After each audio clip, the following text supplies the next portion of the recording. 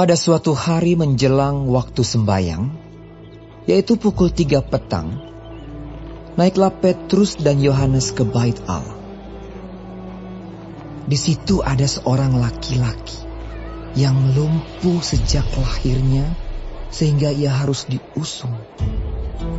Tiap-tiap hari orang itu diletakkan dekat pintu gerbang bait Allah yang bernama Gerbang Indah untuk meminta sedekah kepada orang yang masuk ke dalam bait Allah. Ketika orang itu melihat bahwa Petrus dan Yohanes hendak masuk ke bait Allah, ia meminta sedekah. Mereka menatap dia, dan Petrus berkata, "Lihatlah kepada kami." Lalu orang itu menatap mereka dengan harapan akan mendapat sesuatu dari mereka. Tetapi Petrus berkata, "Emas dan perak tidak ada padaku. Tetapi apa yang kupunyai, kuberikan kepadamu. Demi nama Yesus Kristus, orang Nazaret itu, berjalanlah." Lalu ia memegang tangan kanan orang itu dan membantu dia berdiri. Seketika itu juga kuatlah kaki dan mata kaki orang itu. Ia melonjak berdiri lalu berjalan kian kemari dan mengikuti mereka ke dalam bait Allah. Berjalan dan melompat-lompat serta memuji Allah. Seluruh rakyat itu melihat dia berjalan sambil memuji Allah. Lalu mereka mengenal dia sebagai orang yang biasanya duduk meminta sedekah di gerbang indah bait Allah. Sehingga mereka takjub dan tercengang tentang apa yang telah terjadi padanya.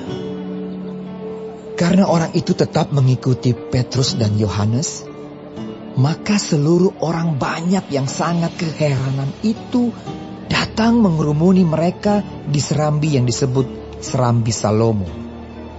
Petrus melihat orang banyak itu lalu berkata, "Hai orang Israel, mengapa kamu heran tentang kejadian itu? Dan mengapa kamu menatap kami, seolah-olah kami membuat orang ini berjalan karena kuasa atau kesalehan kami sendiri? Allah Abraham, Ishak dan Yakub, Allah nenek moyang kita telah memuliakan hambanya, yaitu Yesus yang kamu serahkan dan tolak di depan Pilatus. Walaupun Pilatus berpendapat bahwa ia harus dilepaskan, tetapi kamu telah menolak yang kudus dan benar, serta menghendaki seorang pembunuh sebagai hadiahmu. Demikianlah ia, pemimpin kepada hidup, telah kamu bunuh. Tetapi Allah telah membangkitkan dia dari antara orang mati. Dan tentang hal itu, kami adalah saksi. Dan karena kepercayaan dalam nama Yesus, maka nama itu telah menguatkan orang yang kamu lihat dan kamu kenal ini. Dan kepercayaan itu telah memberi kesembuhan kepada orang ini di depan kamu semua. Hai saudara-saudara, aku tahu bahwa kamu telah berbuat demikian karena ketidaktahuan, sama seperti semua pemimpin kamu. Tetapi dengan jalan demikian, Allah telah menggenapi apa yang telah difirmankannya dahulu dengan perantaraan nabi-nabinya, yaitu bahwa Mesias yang diutusnya harus menderita. Karena itu, sadarlah dan bertobatlah, supaya dosamu dihapuskan, agar Tuhan mendatangkan waktu kelegaan dan mengutus Yesus yang dari semula diuntukkan bagimu sebagai Kristus.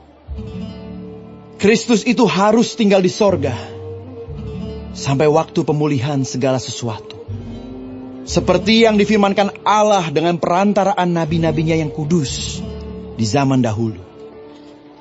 Bukankah telah dikatakan Musa, Tuhan Allah akan membangkitkan bagimu seorang nabi dari antara saudara-saudaramu, sama seperti aku.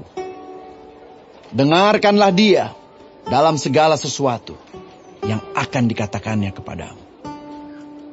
Dan akan terjadi bahwa semua orang yang tidak mendengarkan nabi itu akan dibasmi dari umat kita.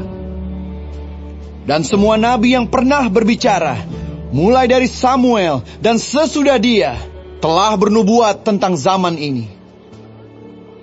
Kamulah yang mewarisi nubuat-nubuat itu dan mendapat bagian dalam perjanjian yang telah diadakan Allah dengan nenek moyang kita, ketika Ia berfirman kepada Abraham, oleh keturunanmu semua bangsa di muka bumi akan diberkati.